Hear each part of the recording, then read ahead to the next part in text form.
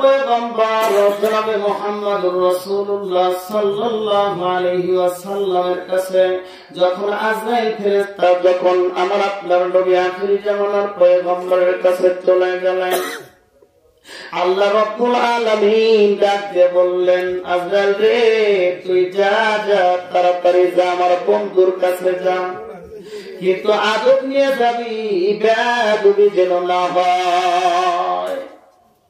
আমার বন্ধুকে সর্বপ্রথমে আগে সালাম দিবি, সালাম দিয়ে বলবি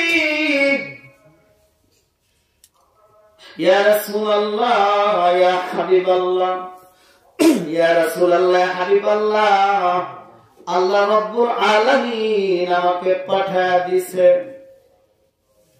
আপনি যদি এই দুনিয়াতে থাকতে চান, আল্লাহ রাব্বুল আলামিন কিয়ামত পর্যন্ত আপনাকে হায়াত দিয়ে দিবে। আর যদি আপনি না থাকতে চান, আমার সঙ্গে এখনই আপনাকে যেতে হবে। সর্বপ্রথমে আজরাইল ফেরেশতা কি করছে? সালাম দিছে। সালাম দাও কিন্তু নবীর সুন্নাত, জোরে কোন ঠিক কিনা? আজকে এখান থেকে ওয়াজ শুনে বাড়িতে গিয়ে সর্বপ্রথমে আগে সালাম দিবেন, বাড়িতে গিয়ে সালাম দিবেন। সালাম দেওয়া নবীর সুন্নাত। হাদিস শরীফের ভিতরে আছে, মান আহাব্বা সুন্নতি ফাকাদ আহাব্বানি ওয়া মান আহাব্বানি কানা মাই ফিল জান্নাহ। আল্লাহর নবী বলছে, যে ব্যক্তি নবীর একটি সুন্নতকে পালন করলো, কাল কিয়ামতের ময়দানে ওই সমস্ত মানুষগুলো আমি নবীর সঙ্গেই জান্নাতের ভিতরে থাকবে। জোরে বলেন সুবহানাল্লাহ। বলেন যে আমার বন্ধুরা, আমার এমন মানুষ আছে মাথা থেকে পা পর্যন্ত সুন্নতের কোন লেশ মাত্র নাই, সেও দাবি করে আমি নবীর আশিক। জোরে কোন ঠিক কিনা? নামাজ পড়ে না এক ওয়াক্ত, গাঁজা ছাড়ে না 3 ওয়াক্ত। জোরে কোন ঠিক কিনা? আবার সিগারেট টান মারে, দোতারায় টান মারা বলে, আল্লাহ মানুষ দিয়া মানুষ বানাও, মানুষ দিয়া আল্লাহ মানুষ দিয়া মানুষ বানাও, তুমি থাকো কোন জায়গায়? আল্লাহ তোমায় খুঁজতে গিয়ে পইরা গেছি ভীষণ দায়। শয়তান খুঁজস কোন জায়গায়? সংসারের চাপে পড়ে হালাল হারাম যত খাই, তুমিও তো খাইছো দয়াল, আমিও তো খাইছি তাই। আবার আমি যদি দোজখে যাই, আমি যদি দোজখে যাই, তুমি থাকবা কোন জায়গায়? শুনছেন না শয়তানের কথা? আল্লাহ তোমায় খুঁজতে গিয়ে পইরা গেছি ভীষণ দায়। এরাও নবীর আশিক। বললেন যে আমার বন্ধুরা, আমার একমাত্র জানে না বানাইলে আল্লাহ রাব্বুল আলামিন এই দুনিয়া বানাইতো না।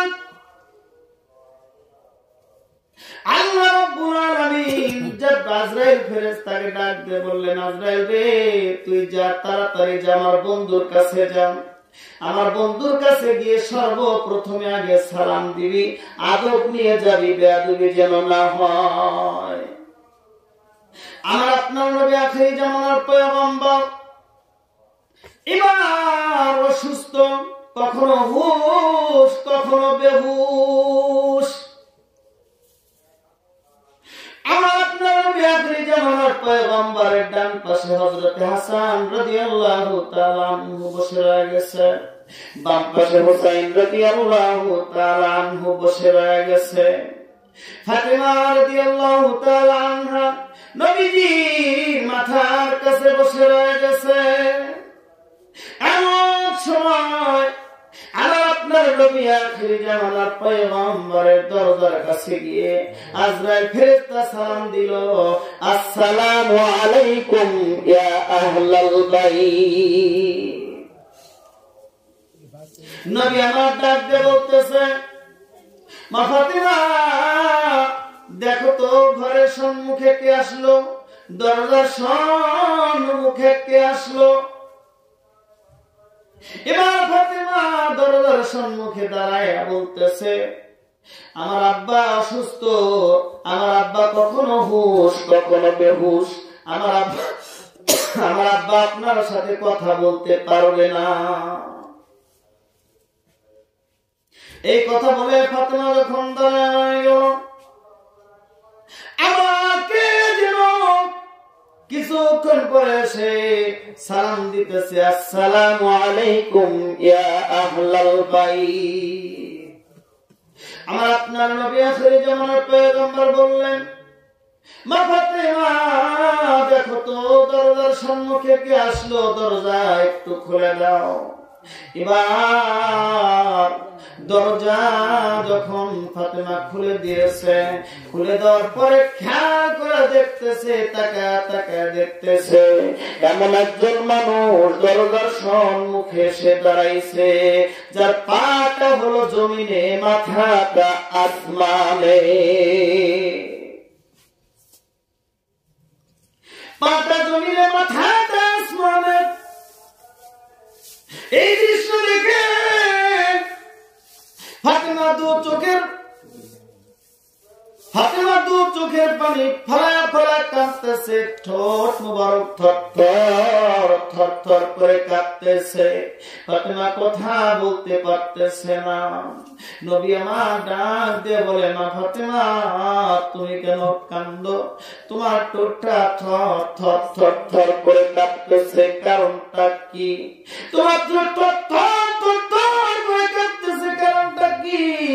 ফাতেমা ডাক দিয়ে বলতেছে, আব্বা জান, ইয়া রাসূলুল্লাহ, ইয়া হাবিবাল্লাহ, এমন একজন মানুষ দরজার সম্মুখে এসে দাঁড়াইছে, যার পাটা হলো জমিনে, মাথাটা আসমানে।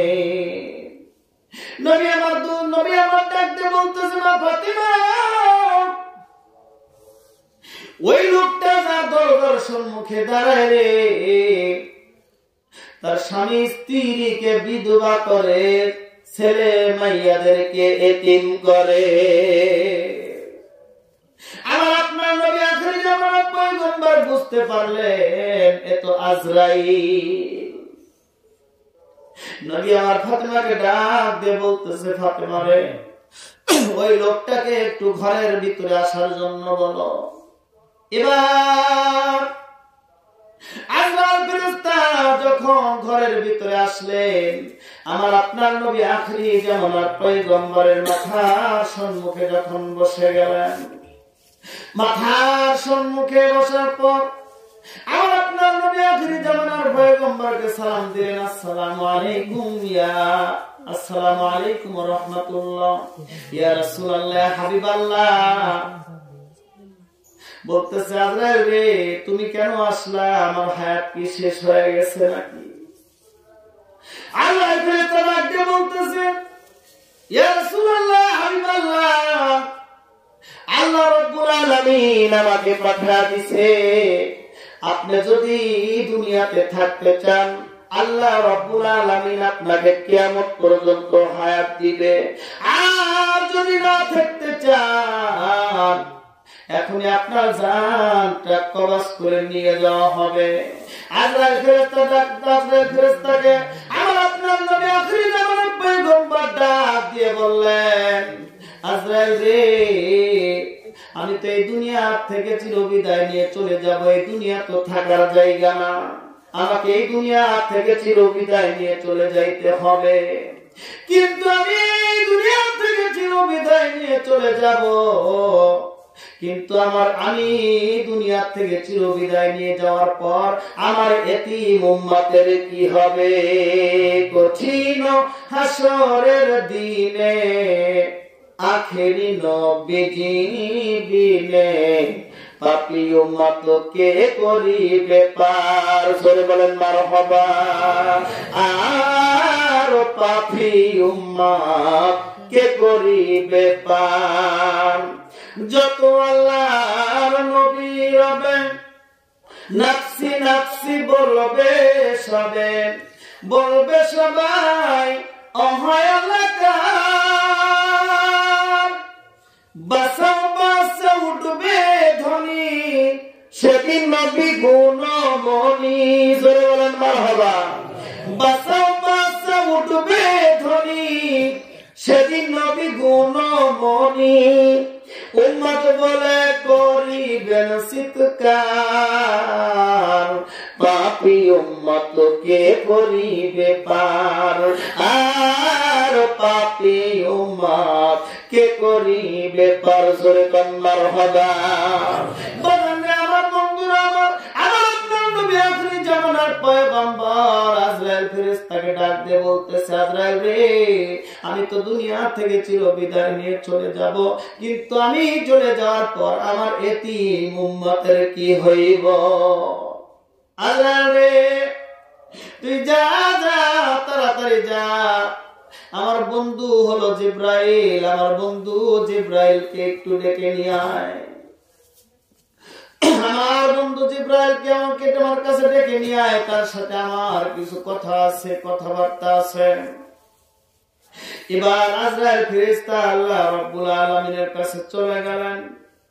আল্লাহ গো, তোমার নবী আজরাইল ফেরেশতা আমার নবী জিব্রাইল ফেরেশতার সাথে একটু কথা বলতে চায়। এবার জিব্রাইল ফেরেশতা যখন চলে আসলেন, আমার আপনার নবী আখিরি জামানার পয়গম্বর কে যখন সালাম দিলেন, আখিরি জামানার পয়গম্বর ডাক দিয়ে বললেন, আজরাইল রে, আমার হায়াত শেষ হয়ে গেছে, আমাকে দুনিয়া থেকে চিরবিদায় নিয়ে চলে যাইতে হবে। আজরাইল আমার শিওরে বসে আছে, হুকুম দিলেই জানটা নিয়ে চলে যাবে। আজরাইল জিব্রাইল রে, আমি আল্লাহ রাব্বুল আলামিনের কাছে একটা জিনিস জানতে চাই, তুমি কি আল্লাহ রাব্বুল আলামিনকে বলবে আমি দুনিয়া থেকে চিরবিদায় নিয়ে চলে যাইব, আমি দুনিয়া থেকে চিরবিদায় নিয়ে চলে যাওয়ার পর আমার এতিম উম্মতের কি হইব? এবার জিব্রাইল ফেরেশতা যখন আল্লাহ রাব্বুল আলামিনের আরশে মুআল্লায় চলে গেলেন, আল্লাহ রাব্বুল আলামিন ডাক দিয়ে বলতেছে, জিবরিল রে, তুমি কেন আসলা, কারণটা কি? এবার জিবরাইল ফেরেশতা ডাক দিয়ে বলতেছে, আল্লাহ গো, আমার আসার একটা কারণ আছে। এর কারণ হলো আপনার নবী আখিরি জামানার পয়গম্বর দুনিয়াতে থাকতে চায় না। সে বলছে, দুনিয়া তো থাকার জায়গা না, আমি থাকতেও পারবো না, কিন্তু আমি দুনিয়া থেকে চলে যাওয়ার পর আমার এতিম উম্মতের কি হইব? আল্লাহ রাব্বুল আলামিন জিবরাইল ফেরেশতাকে ডাক দিয়ে বলছে, জিবরিল রে, তুই যা, তাড়াতাড়ি যা, আমার বন্ধুর কানের কাছে গিয়ে বল, আমার নবীর, আমার বন্ধুর উম্মত যদি মৃত্যুর 1 বছর আগে তওবা করে, আমি তাদের তওবাকে কবুল করব, তাদের তামাম জিন্দেগীর গুনাহ খাতাগুলো কিয়ামত পর্যন্ত মাফ করে দিব। জবান খুলে বলুন সুবহানাল্লাহ। বাজানবে আমার বন্ধুরা, আমি আপনাদের খেদমতে আরজ করে বলতেছি, আমার আপনার নবী আখিরি জামানার পয়গম্বর সাহাবায়ে কেরামদের চেহারার দিকে ফেল ফেল করে তাকায় রয়ে গেছে। এবার সাহাবায়ে কেরামদেরকে ডাক দিয়ে বলতেছে, ও আমার সাহাবায়ে কেরাম, আমি তো দুনিয়া থেকে চিরবিদায় নিয়ে চলে যাব, আমি তোমাদের কাছে কোনো ঋণ থাকতে চাই না। তোমরা যদি আমার কাছে কেউ কিছু পাও, আমার কাছ থেকে তোমরা নিয়ে দাও, আমি ঋণটা পরিশোধ করে দুনিয়া থেকে চিরবিদায় নিয়ে যেতে চাই। সাহাবায়ে কেরাম ডাক দিয়ে, ইয়া রাসূলুল্লাহ, হাবিবাল্লাহ, আপনার কাছে আমরা কিচ্ছু পাই না। হঠাৎ করে আল্লাহর নবীর একজন সাহাবী, তার নাম ছিল ওয়াক্কাস রাদিয়াল্লাহু তাআলা আনহু, লাফ দিয়ে দাঁড়া গেলেন। দাঁড়ানোর পর বলতেছে, ইয়া রাসূলুল্লাহ, ইয়া হাবিবাল্লাহ, আপনি যখন তাবুকে যুদ্ধ করার জন্য তাবুকে যুদ্ধে রওনা যখন হইলেন, আপনি যে ঘোড়ার পিঠে সওয়ার হয়েছিলেন, যে ঘোড়ার পিঠে আপনি সওয়ার হয়েছিলেন, ওই ঘোড়ার পিঠে যখন আপনি চাবুক মারলেন, ওই চাবুকটা ঘোড়ার পিঠে না লেগে আমি ওয়াক্কাসের পিঠে লেগে গিয়েছিল। ইয়া রাসূলুল্লাহ, ইয়া হাবিবাল্লাহ, আপনি যদি কিছু মনে না করেন, আপনার ওই সেই চাবুকের আঘাতটা আমি পরিশোধ করতে চাই। ওই চাবুকের আঘাতটা আমি পরিশোধ করতে চাই। সাহাবায়ে কেরাম এবার দু চোখের পানি ফলায়া ফলায়া কান্দে।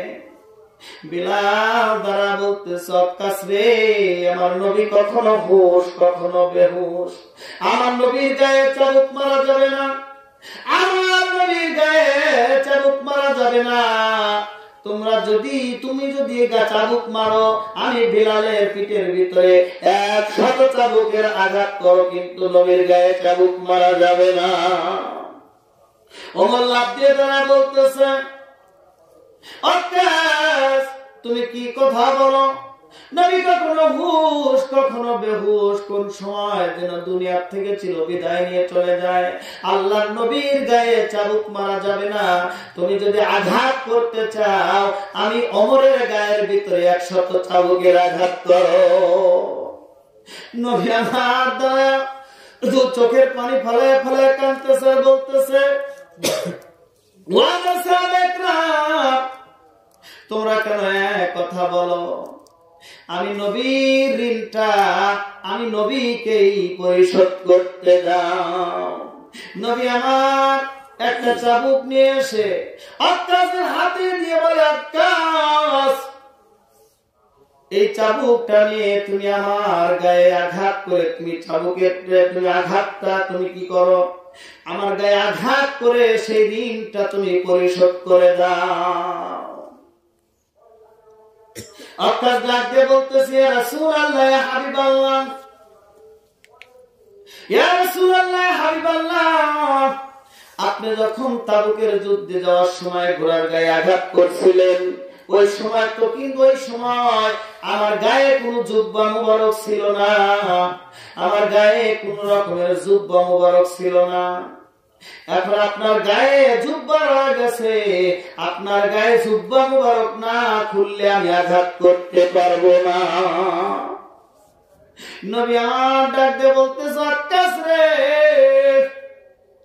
আমি যখন তায়েফের জমিনের মধ্যে কালিমা প্রচার করার জন্য তায়েফের যুবকদেরকে এত করে বুঝাইলাম, 37টা দিন পর্যন্ত আমি কালিমার দাওয়াত দিলাম, ওই তায়েফের যুবকেরা কালেমা গ্রহণ করলো না। আমি কুল কিনারা না পাইয়া যখন তায়েফের জমিন থেকে বিদায় নিতেছি, এমন সময় খেয়াল করে দেখি তায়েফের অসংখ্য যুবকেরা রাস্তার দুই পাশ দিয়ে পাথর নিয়ে দাঁড়ায় গেছে। তায়েফের বাজারে পাগল বানায়া রাসূল তায়েফের জমিনে, বলেন, পাগল বানায়া রাসূল কতই পাথর মানলো তোমারে, ইসলামের বাতি জ্বালায়া দিয়া রাসূল ইসলামের পতাকা উড়ায়া দিয়া রাসূল ঘুমিয়ে আছেন সোনার মদিনা। চিৎকার দিয়া মারহাবা। বলেরো হরিণী, বলেরো হরিণী, তোমায় চিনিল রাসূল, আমরা উম্মত হইয়া তোমায় চিনলাম না। চিৎকার দিয়া মারহাবা। আমার আপনার নবী আখিরি জামানার পয়গম্বর ডাকতে বলতেছে, আক্কাস, আমার গায়ের ভিতরে চাবুক মেরে তারা আমার পিঠের ভিতরে আমার চামড়াটা ফাটায়া ফেলছে। আমার জুব্বা মুবারক যদি খুলি, আমার সাহাবায়ে কেরাম সহ্য করতে পারবে না, আমার কলেজার টুকরা সন্তানেরা সহ্য করতে পারবে না। এবার রুকাইয়া ডাক দিয়ে বলতেছে, আব্বা জান, আপনি কেন তায়েফের জমিনে গেলেন? তায়েফের যুবক গুলো তো ভালো না, আপনাকে না চিনে আপনাকে পাথর মারলো। এবার জাইনব দু চোখের পানি ফেলায়া ফেলায়া কান্দে। এবার ফাতেমা রাদিয়াল্লাহু তাআলা আনহা দু চোখের পানি বলতেছে, মা ফাতেমা তুমি তো কিছু বলো না। ফাতেমা ডাক দিয়ে বলতেছে, আব্বা জান, আব্বা গো, আপনার সাথে আমি দুনিয়াবি কোনো কথা বলবো না, আপনার সাথে দুইটা মারি ফাটি কথা বলবো। এবার ফাতেমা জয়তুনের তেল আর গরম পানি নিয়ে দাঁড়ায় গেছে। আমার আপনার নবী আখেরি জামানার পয়গম্বর সাহাবায়ে কেরামদেরকে ডাক দিয়ে বলতেছে, ও আমার সাহাবায়ে কেরাম রে, ও আমার সাহাবায়ে কেরাম, তোমরা ওয়াক্কাসে ঋণটা একটু পরিশোধ করতে দাও, আমাকে একটু ব্যবস্থা করে দাও। আমার আপনার নবী আখেরি জামানার পয়গম্বর যখন, আমার আপনার নবী আখেরি জামানার পয়গম্বর যখন একটা ঘরের ভিতরে চলে গেলেন, ফাতেমা ডাক দিয়ে বলতেছি, ইয়া রাসূলুল্লাহ, ইয়া হাবিবাল্লাহ, আব্বা জান আমি আপনার একটু খেদমত করি। এবার ফাতেমা জয়তুনের তেল আর গরম পানি দিয়ে আমার আপনার নবী আখেরি জামানার হাত পায়ে মালিশ করে দিতেছে। এমন সময় আমার আপনার নবী আখেরি জামানার পয়গম্বর ফাতেমার উরুর উপরে একটু ফাতেমার উরুর উপরে হাত রেখে একটু ঘুমায়া পরে ঘুমের মতো এসেছে।